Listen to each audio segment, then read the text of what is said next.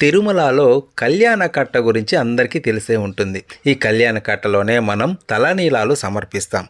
అసలు ఈ కళ్యాణ కట్ట అనే పేరు ఎలా వచ్చిందో తెలుసా? మనం ఏ దేవాలయంలో చూసినా కానీ ఈ పేరు మాత్రం ఒక తిరుమలలో మాత్రం మనకు వినబడుతుంది. దీని వెనుక కూడా ఒక చరిత్ర ఉంది. శ్రీవారి పాదాల చెంత ఉండే ప్రసిద్ధ నది స్వర్ణముఖి. ఈ నదికి ఉపనదే కళ్యాణి నది. ఈ నది ఒడ్డున శ్రీనివాస మంగాపురం ఆలయం ఉంది.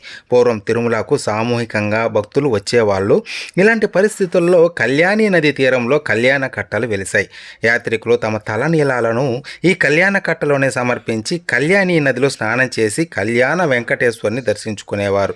కళ్యాణి నది తీరంలో మంగళి కట్టలు వెలిశాయి కాబట్టి కళ్యాణ కట్టలు అనే పేరు వచ్చింది. తిరుమలలో మంగళి కట్టలు వెలిశాక శ్రీనివాస మంగాపురంలో కళ్యాణ కట్టలు అంతరించిపోయాయి. ఈ శ్రీవారి మెట్టు మార్గంలోనే భక్తులందరూ తిరుమలను చేరుకునేవారు. ఓం నమో వెంకటేశాయ.